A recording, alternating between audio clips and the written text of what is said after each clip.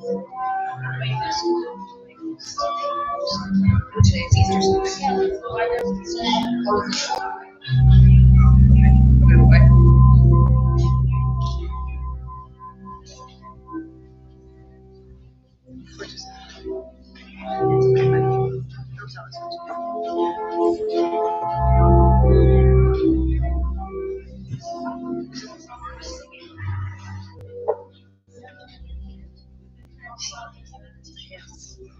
Jesus Christ is ready today.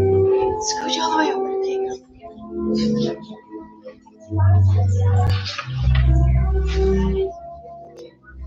She really is.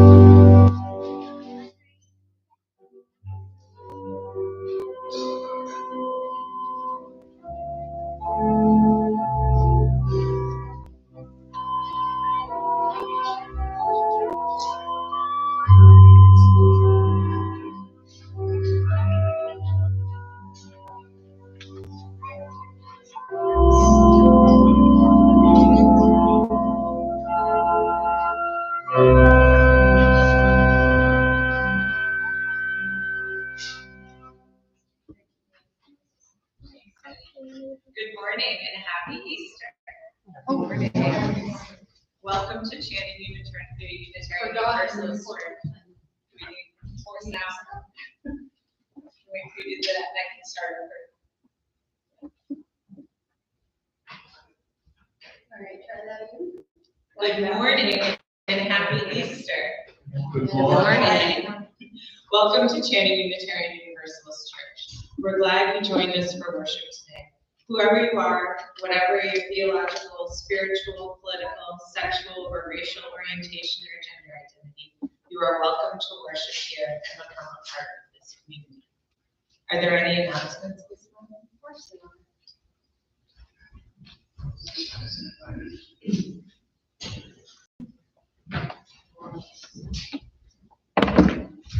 Happy Easter, everybody. Happy Easter.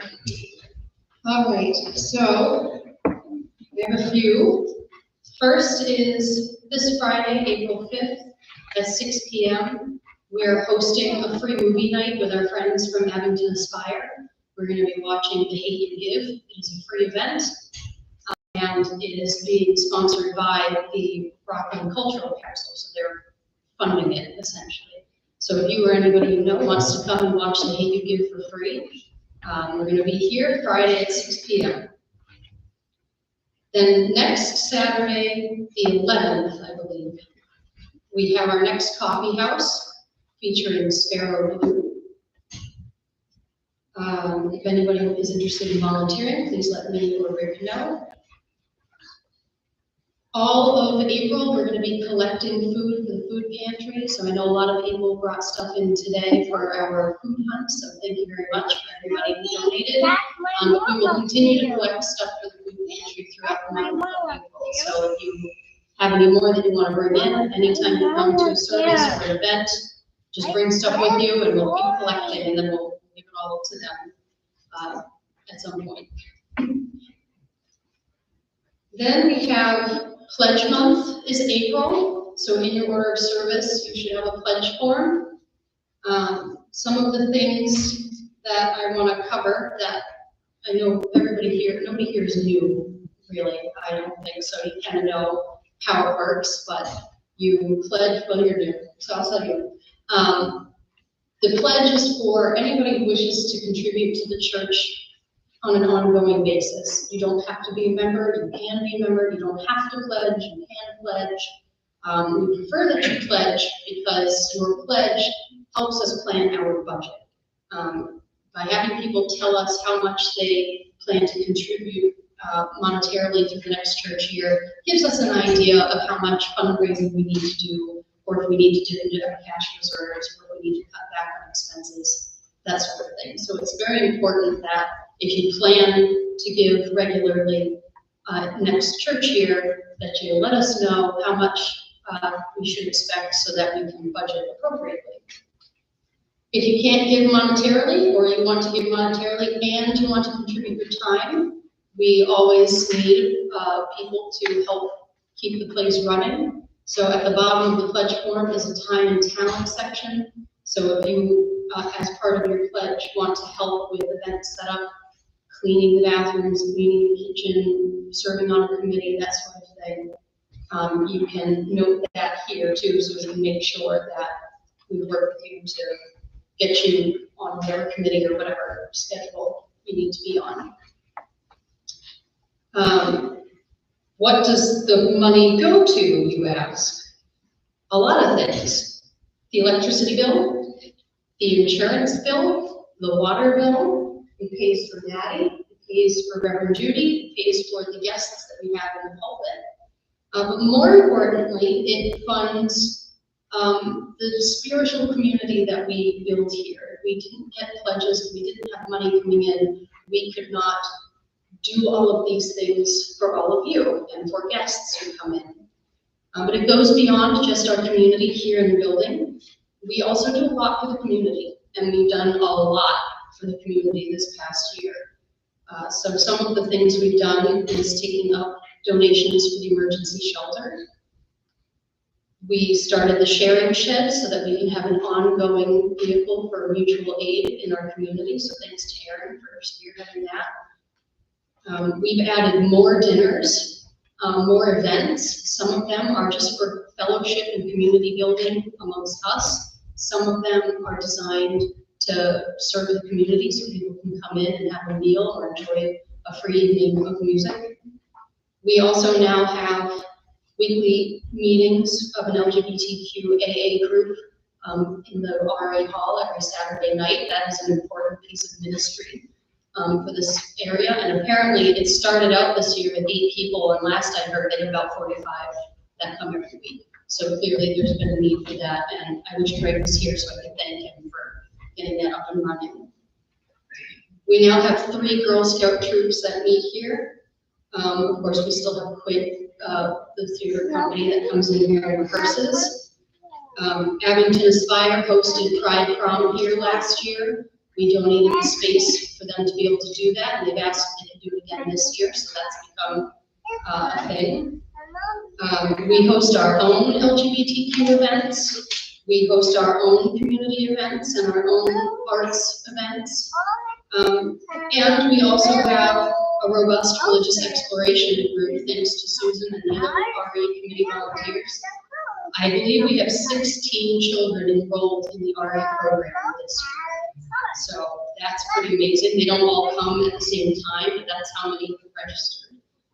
So that's why it's important for people to pledge. It's why it's important that we continue to fundraise, and why we, get money in here. I hate to be up here and say, give me money, because I hate that, but the fact of the matter is we need money. We need to pay our bills, we need to pay our insurance. All of that goes right back into this community. So I appreciate everybody who pledges. I know others can give more than some, and I'm grateful for every dollar that anybody can contribute to us. I'm also grateful for every minute of your time that you give to us. So thank you very much. Pledge forms are due to Lauren by the end of the month, but the sooner you can get them, the better, because we're doing our budget meeting in about 2 weeks. And lastly, for holidays and observances, we have Transgender Day Visibility. Is that actually literally today? Yes. Yes. 31st. That's what I thought. So Transgender Day Visibility is not necessarily a coming out holiday. It's more of a recognizing transgender people in our communities, so that people know that they know somebody who's transgender, because that's how, we foster a safe community for people, is by realizing that people that we know and that we love are transgender or non-binary, or somewhere in that realm. And as you know, we're a welcoming congregation here, so that sort of stuff is very important here at Channing Church, because we want to make sure people who are transgender, people who are non-binary, people who are gay or bi or fall anywhere in the queer community, feel like they can come to a place and explore their spirituality and connect to God if they believe in God, or participate in a community like ours, and not feel like they have to hide part of themselves. So I know everybody here knows at least one transgender person, so it's just important that we make sure that everybody can be themselves openly, and can participate in the community openly. So that's what Transgender Day is really all about. So I will stop talking now. Thank you, Becky.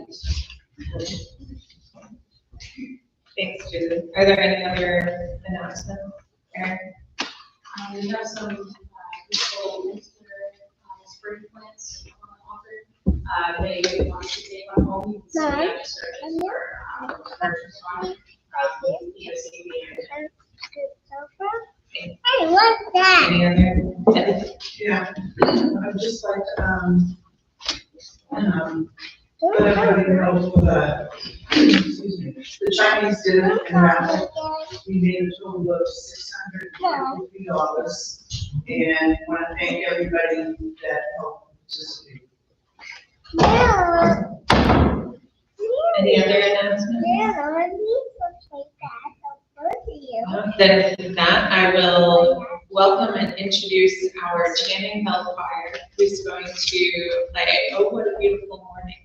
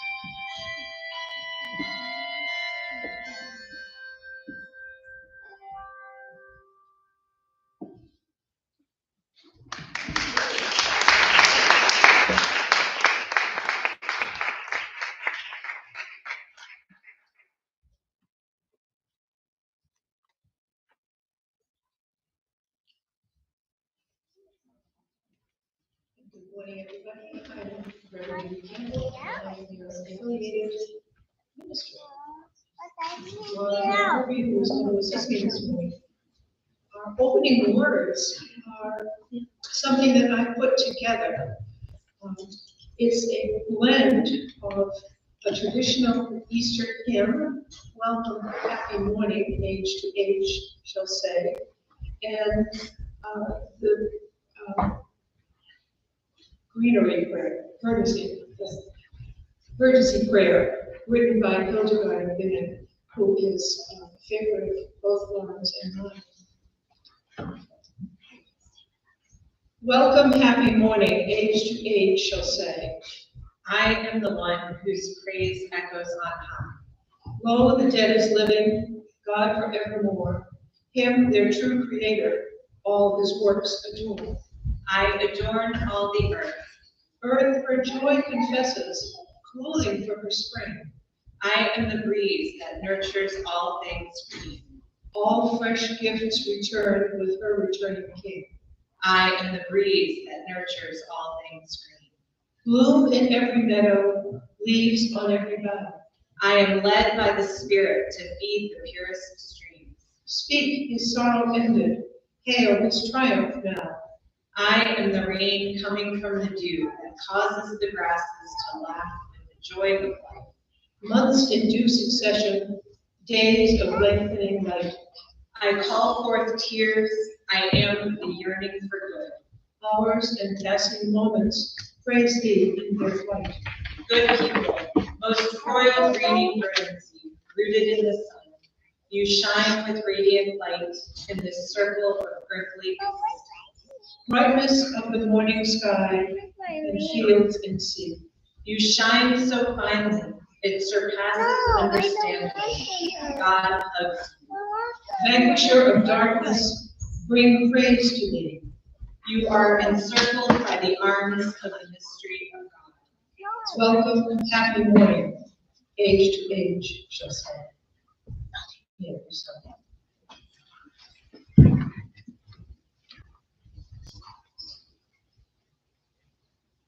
Anna's going to light our chalice. Please stand as you're willing and able. And join in saying the words found in your word. And note their difference. For Holy days on which we recall the old stories, we light the flame. For Passover, which reminds us of the courage and strength of those seeking freedom in the past, we light the flame. For Easter reminds us that love is our greatest challenge, we light the flame. Gathering today in this sacred space, we light the flame. The opportunity to be together as a community, to remember the past, to plan for our future, to be alive in our present. Love is the doctrine of this church, the quest for truth its sacrament, and service is its prayer. To dwell together in peace, to seek knowledge and freedom, to serve humanity in fellowship, to the end that all souls shall grow into harmony with the divine. Thus do we covenant with each other and with God. The hymn this morning is hymn number 270, O Day of Light and Gladness. Keep standing or stand as you are willing and able.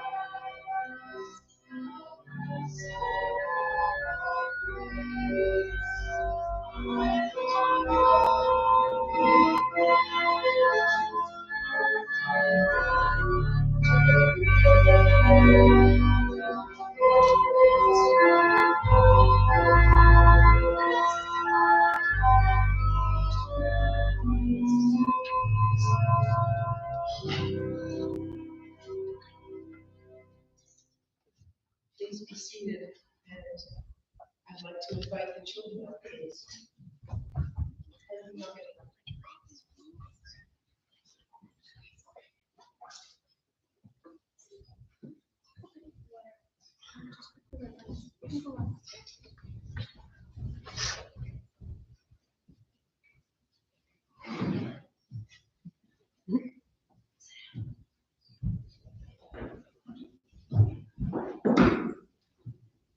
Anybody notice it's really ugly bucket this morning? Underneath the cannon? Anybody notice not so Easter decoration? What do you think of it? Snow it. You always know unless you took a look. You did, oh yes. What, do you know what they are? What are they?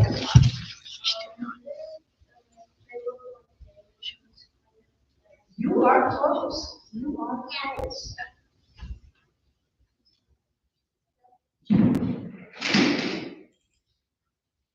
What is it?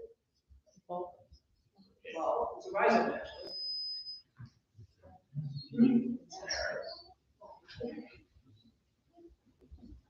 Crocuses? Yes. Are they crocuses? Something. Crocuses? Nope. Irises.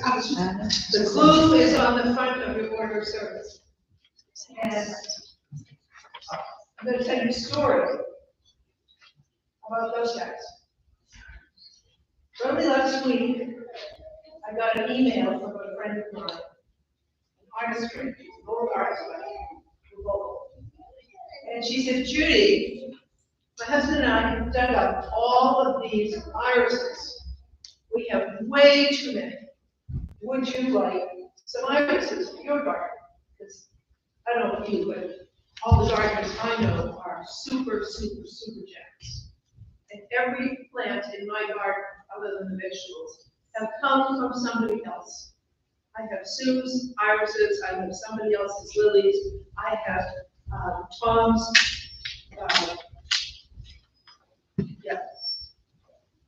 snowdrops. Anyway, my whole garden, Martha's Vineyard daisies, you name it, I got it. So I went over to her house, and she had all boxed up for me. And she said, here, and I said, oh, that's so wonderful. She said, you've got hundreds, you want more? And I said, you want more? I want more. I thought, whoosh, what are you gonna do with the rest of them? She said, oh, we threw them in the woods, we buried them. Protection in it. I said, I'd like some more. I didn't want to be greedy, but I know who might like irises. So I said, yeah, I'll take more. So she and her husband, he is over 90, down the hill, pulled up there, dug away the weeds, pulled these irises out, shook the dirt off them, and I've been able to, and gave me this whole bucket full, that do you want more, come back for more. I said, no, I think this is enough, but if I do, I know where they are. Thank you very much. So, out of the dark, these irises are going to be thrown away. They packaged up a lot of them, but the extra ones, such as, I don't need you anymore, we're burying you under leaves and junk and stuff. But you know they keep on growing, because irises, no matter how frail they look, they are tough to grow, and they will come up through it. And so, I brought these wonderful iris rhizomes, rhizomes, that won't quit, that even though they were buried in the dark and the dirt, we dug them back up, pulled them up, and they would have new life.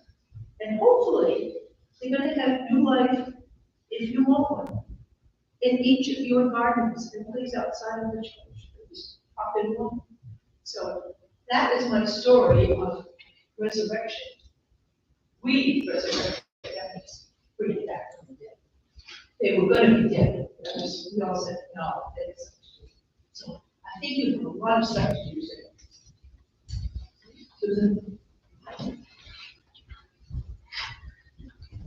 Take the truth. Let's wake them up. Let's wake them up. Jazz hands all over.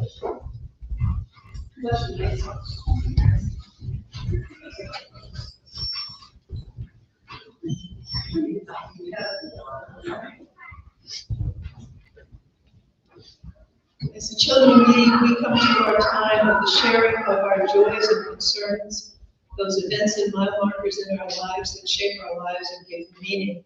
And when we share them with you, our beloved community, they have so much more meaning and they carry so much more power. And I'm going to go first because I'm the minister. And I'm lighting a candle of joy to see all of your faces here. When I started coming in 3 years ago, we were lucky if we got 5 or 6 interviews. Look at you two. Look at all of you. Talk about resurrection. This is it. I can't believe. Go ahead.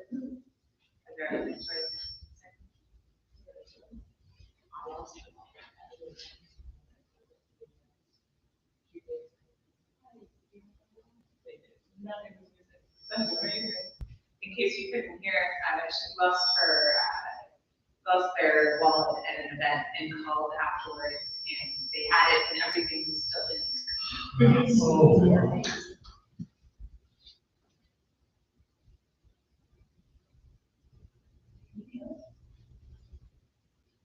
I have so much to do. I actually, for the first time in a long time, completed a book of fiction that I enjoyed. I was trying with There's another so weird I've one. actually finished. And thank you at the beginning to say this, as I would remember. Since my back coat, I would like to acknowledge and thank Kathleen for helping me keep this place. She's been a pretty good partner in that. I appreciate it very much. It's so entertaining that I feel.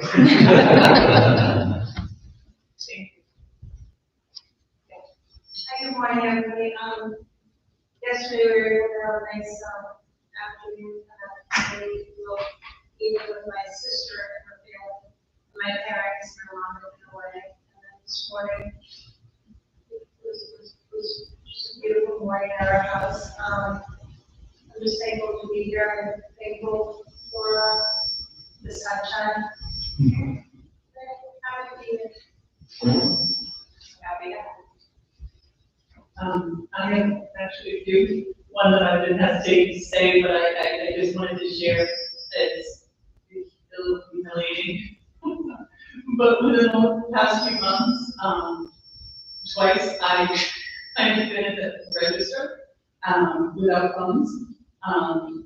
Just forgetting my wallet in the car one time, and another time I forget what happened, but it was a similar situation that I was destitute, but I was bringing out, and I was like short or whatever, and just totally uninterested.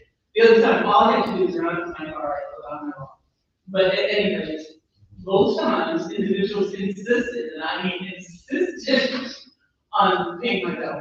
And I just wanted to mention it, just because I thought it was such a, so kind and nice, and even the staff, the way they comforted me in accepting this stuff, it was just humbling. But that's my joy, I guess, and, my concerns that are just so poorly that people think they need to make my grocery. And, I also wanted to mention, Kimberly and separately that my great friends at Erickson's, Susan's another of the church. Her brothers and friends of the church, they love to do that this evening. And they.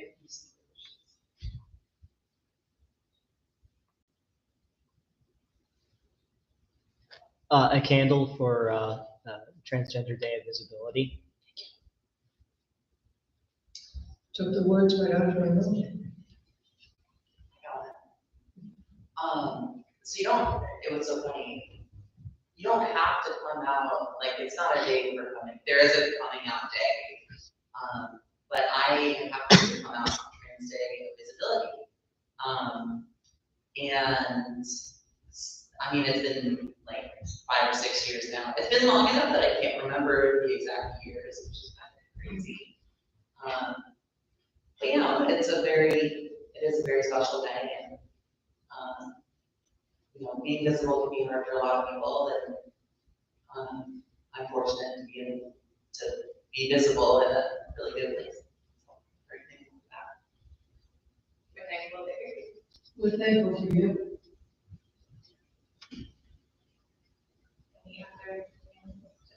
Before you let go, I know. I just want to say thank you for rain instead of 4 feet of snow.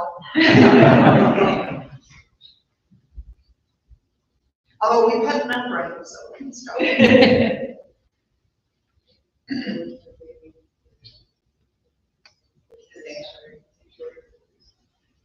They said enjoy it for being in the sanctuary.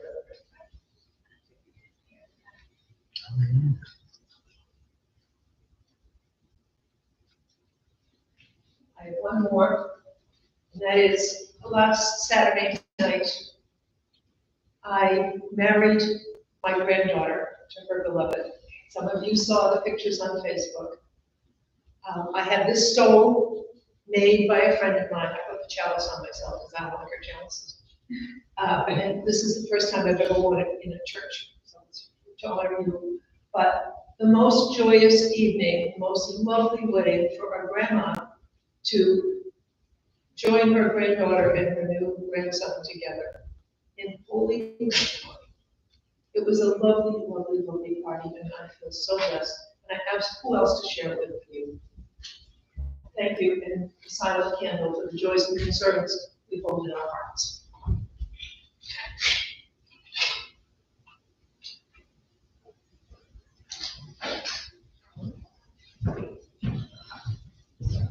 Then we enter into a period of quiet meditation and or prayer, holding these joys and concerns, spoken and unspoken, in our hearts. The joy and the affirmation of Transgender Awareness Day, the joy and affirmation of the growing numbers in this church and your mission. You guys get it right. Let us be joyful and quiet together.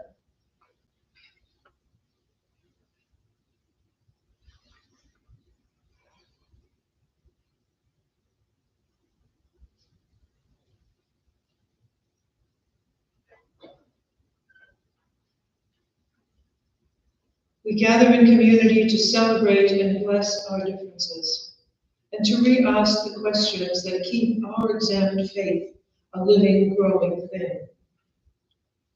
We gather in communities to celebrate and bless the day and honor it as though it is the only day we will ever have.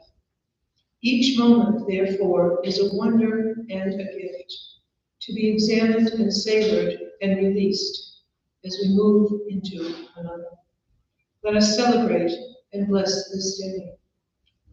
Let us celebrate and bless this day for the beauty of the earth, for the splendor of our minds, for the choices that we have to make, and for the reason which we cherish, for the inclusion we believe in and try to practice, for the history that we share, and the justice that we work for.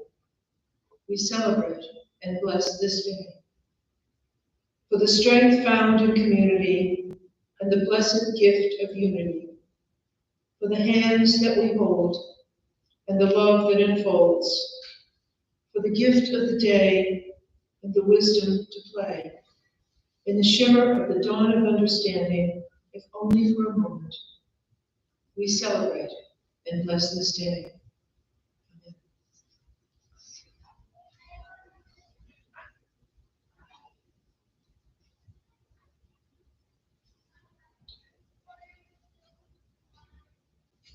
Amen. Hymn number 123.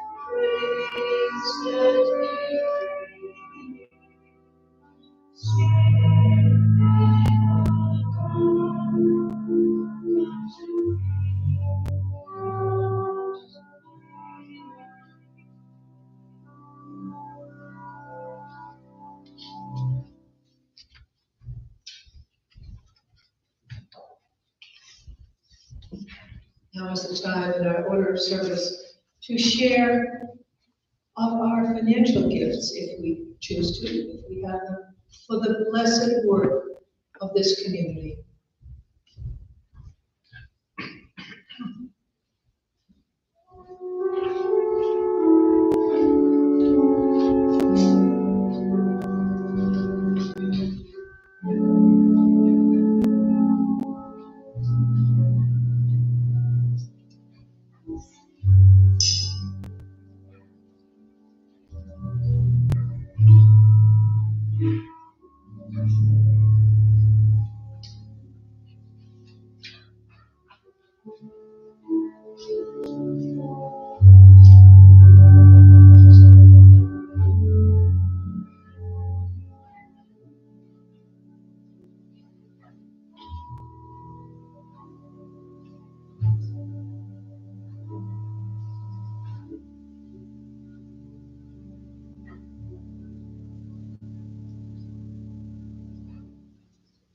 Please stand as you're willing and able and join me in singing the words found in the order of service.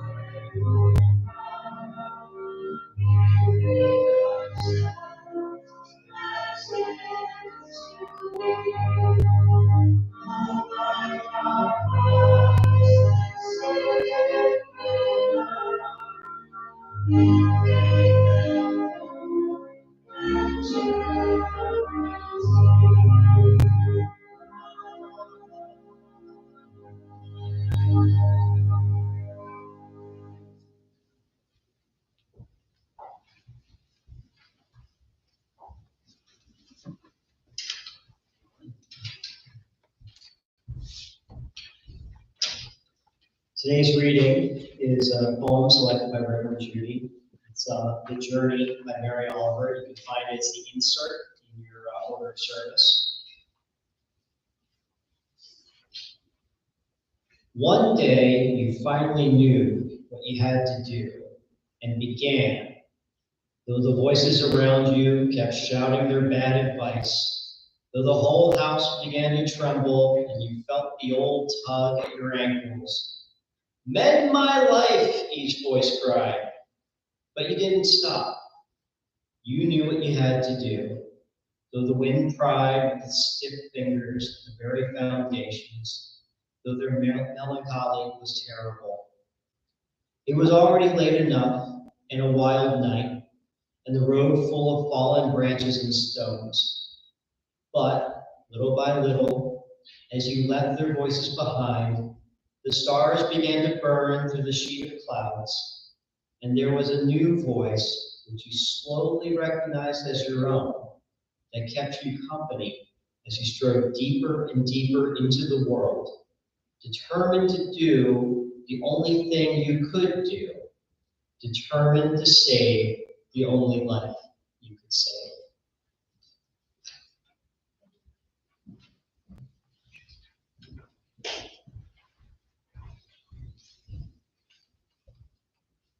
Once again, happy Easter. What is it in you, within your spirit that needs to be resurrected? When it comes to religious practice and terminology, I think it can be fair to say that we who use have sometimes been guilty of throwing the ecclesiastical baby out with the holy water. What I mean by that is, in our attempts to differentiate ourselves from mainline Christianity, especially in the days after the merger of Unitarian Universalists in the early 60s, we were quick to get rid of specifically Christian words from our worship and overtly Christian imagery from our houses of worship. Some of us went from calling our congregations churches to calling ourselves fellowships, societies, and associations. But in a Google search, St. Google, you will always find us under the heading of religious denominations. And while many, if not most of us, will say we're not overtly religious in the traditional sense, we are deeply spiritual. But as often as we say we've left it all behind, we really have held on to much of our ancestral Christian beginnings and traditions. The greatest percentage of us still prefer to meet on Sundays, sing a couple of hymns, hear a reading or two, enjoy a prayerful contemplative silence together, and hear a sermon. And of course, the weekly offering for the work of the community. And most beloved, the sharing of our joys and concerns, called in other traditions, the prayers of the people. Well, is we is or is we ain't? Are we a religious community or are we a social group with loftier than average ideals? Are we a bunch of anti-disestablishmentarian, I actually use that word, mavericks, willing to argue with anything that comes at us? Or are we genuinely seeking spiritual refuge in an often cantankerous world? The answer is yes. We are all of the above. As a covenanted community, we do have lofty ideals. We seriously believe in and work towards social justice, inclusivity, equal opportunity for all, and we do our best to practice radical and respectful hospitality. We try to be mindful of others' needs and wishes. And if we're really serious about this, and here's the UU challenge, mindful of our own knee-jerk reactions and feelings. And we do all that well. And then comes Easter. We have, as an association, left behind a Trinitarian, the idea of a tripartite deity, Father, Son, and Holy Spirit behind. Many of us have long since left the entire concept of supreme being or deity behind. But in our retreat from the dogmatic demands of long-established Christian doctrine and theology, but kept in the spirit of Jesus and his teachings, we are still trying to create a welcoming and spiritual community that practices, surprise, surprise, the radical hospitality, the practice of forgiveness, and the renewal of the spirit. Practice genuinely loving your brother and your sister as yourself. Jesus teaches, love your brother and your sister as yourself. Yourself, you. We are included in this message. Love and respect for self is the foundation, the rock of ages of our ability and willingness to reach out to others. And then comes Easter. Christmas is not so hard to deal with, I think. Maybe it's because it's so much fun, it's pretty, the lights, the music, and who can't love the baby, the feeling of hope and promise that comes with a new baby. Even though most Japanese are Buddhist or Shinto, the state religion of Japan, the Japanese people love Christmas, and they celebrate it as a totally secular holiday. They happily wish one another Jingle Baru, jingle bell, and give gifts, light up the streets and the houses, and have a whale of a time for themselves. That's one way of dealing with it, totally sanitize it. And everyone from little kids to the grown-ups to the merchants of the national economy prosper. But then there's Easter. What do you do with a longed-for spring equinox celebration that has been around in one way or another for millennia? Or at least the beginnings of human civilization as we know it today.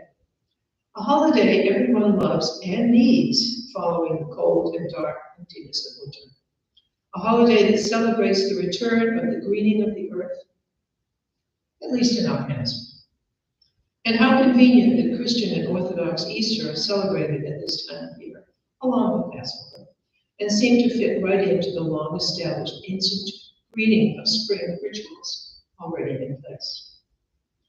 For traditional Christians, it is all about the death and physical, literal resurrection from death of Jesus ben Joseph, Jesus, son of Joseph, declared by Christian dogma to be the incarnate Son of the one and only God of Israel, Yahweh, the one who started it all in the first place. Unitarianism and later Universalism officially grew out of Christianity, we know that, until we deposed the Holy Trinity, the concept of Father, Son, and Holy Spirit, and declared that while Jesus was a wonderful man, a teacher, prophet, and faith healer, he was a human being, conceived and born in the usual way. And while he was a goodly man of God, he was not, in fact, an earthly manifestation or incarnation of the Most Holy, sometimes referred to as God. Jesus, whatever you want to believe about him, was a man who changed religious and secular history, and his message was life-affirming and life-changing, and his life was a living example of that message, even up until today. Unitarians move beyond Jesus and Christocentric thinking and continue to this day to broaden their individual theological understanding through religious and intellectual inquiry into everything, from the sciences, the arts, the great philosophers, and of course, other wisdom traditions, both ancient and more modern. Universalists, on the other hand, developed a hopeful and inclusive theology based primarily on the teachings of Jesus, Jesus the man, not Jesus the resurrected and ever-living Son of God. Excuse me. Since 1963, there are any number of UUs who consider themselves to be UU Christians and who follow the example and teachings of Jesus in their daily lives. Not a one of us believes in the physical bodily resurrection of that man, Jesus, after he was so brutally and horrifically crucified. So what about Easter? Did we really throw Jesus out with the holy water when we claimed and shaped our new Unitarian Universalism? And if not, why are we all here today? And what in the world, at least in Rockland, are we celebrating, besides the coffee? What do we share with many wisdom traditions is the belief that there is a spark of the divine or something unique to every one of us that is not reflected in our DNA. Some call it spirit, others call it the soul, still others refer to the essence of life. It is our lust for life, or is it simply the will to live? Whatever it is, I believe we all have something within us that calls us most fully to live into the life we find ourselves in. And then, do we lean in? We lean into it, that search for meaning, chase it down and wrestle with it, or do we hang back, passively waiting for an invitation or an opening line? That, my friends, is one of the age-old questions. How much of a say do we have in the creation of our own destiny? And that is another and very long sermon. And then there's Easter. The season of more light, of the greening of the earth and of new beginnings. And this reaching up toward the light is not just for plants. For me, Easter is much more personal. It's a time for me to ask myself what it is within me that needs tending. Is there a special, precious part of me that I have neglected for too long? Is there something within me that needs to be resurrected, given new life or a second chance? Is there something in you? Is there something you need to let go of? Is there something holding you back that needs to go into the compost? What is it still there inside you that needs to be awakened, taken down, and polished out, taken out and polished out? For me, one of those things was my music. I play at a lot of instruments, but I haven't played at the piano for a long time. And of late, I have sat myself down at my piano that I got at the yard sale. It's a wonderful piano, acoustic piano. And I drag out not the most complicated things I ever played, but some of the simpler things, because they're just as beautiful. And I remind myself that my fingers still remember, and the joy in playing them is still there. It doesn't have to be wonderful and fantastic and marvelous. I just have to make a joyful noise. Remember the irises that I showed the kids this morning? I dug them out of the death pot. They were intended to be trash. But irises are tough. Their beautiful, delicate blooms are deceiving. They look nothing like the twisted, gnarly root that sustains them and keeps growing under the cover of soil and dead leaves, and producing more stalks and more blooms, resurrecting and renewing themselves every spring, every Easter. What I didn't tell you about these irises is they're double blooming. They bloom in the spring, and they bloom again in the fall. Really special. In Transylvania, I've mentioned this before, but it bears mentioning, it bears resurrecting. They celebrate, the little kids learn a catechism. Those of you who are Catholic remember your catechism. You memorize questions and answers that told you about your faith. In Transylvania, the children they're Christocentric, they're mostly Christian, follow the teachings of Jesus. All the services are based on Bible verses. And I participated in some of those services. And I participated in a Holy Communion service on 4 times a year, Easter Sunday, Christmas, 2 other days. But probably with the seasons, no doubt. But they were celebrating, little kids say, what is Good Friday? Friday is the day Jesus was crucified. What is Easter Sunday? Easter Sunday is the day we celebrate the resurrection of Jesus' Spirit. And that, my friends, whether you're Christian or not, the man had a very good message. And that message is part of the foundation of who we are. And we really shouldn't throw it out.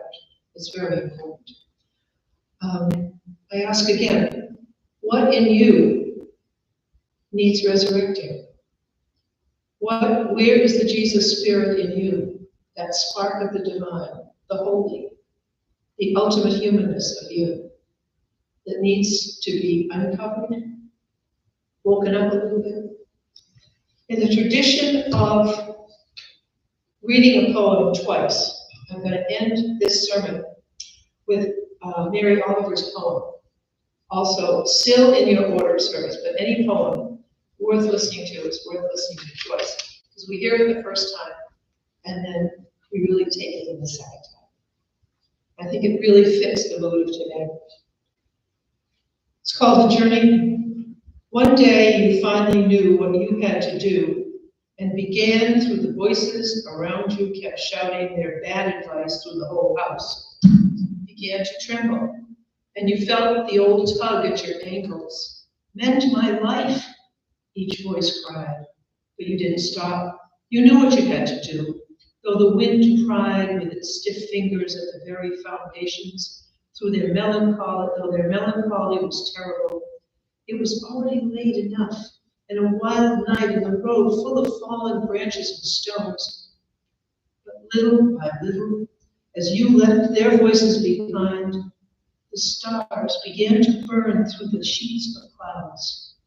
And there was a new voice which you slowly recognized as your own, that kept you company as you strode deeper and deeper into the world, determined to do the only thing you could do, determined to save the only life you could save. May it be so. Happy Easter.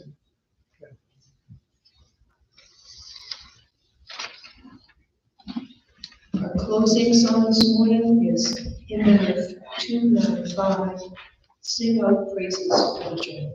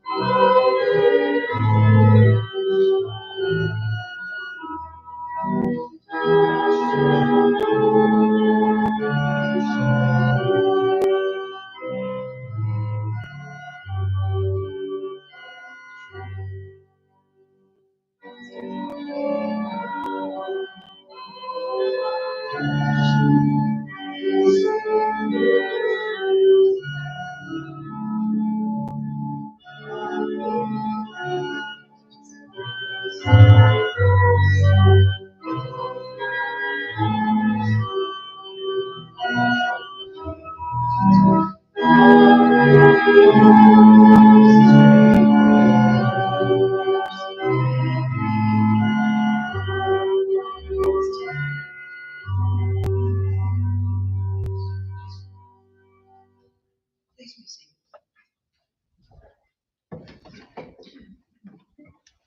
Good people, most royal greening birdsing, rooted in the sun, you shine with radiant light. In this circle of earthly existence, you shine so finely, it surpasses understanding. God hugs you. Love hugs you. We hug each other. We are encircled by the arms of the mystery. Go in peace.